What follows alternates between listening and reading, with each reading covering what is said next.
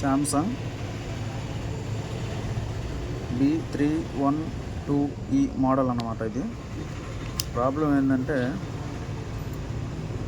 ఈ ఛార్జింగు పాయింట్లో కూడా రావట్లేదు అన్నమాట.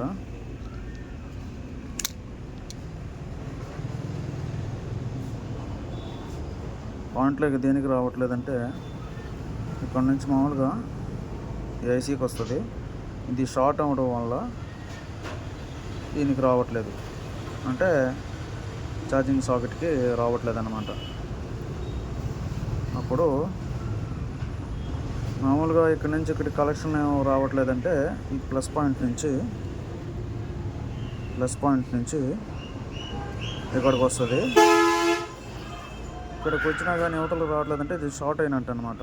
అంటే ఇటు సైడ్ రావట్లేదంటే బోర్డులోకి రావట్లేదంటే, మదర్ బోర్డులోకి రావట్లేదంటే అప్పుడు దీన్ని రిమూవ్ చేసుకుంటే షార్ట్ క్లియర్ అయిపోద్ది.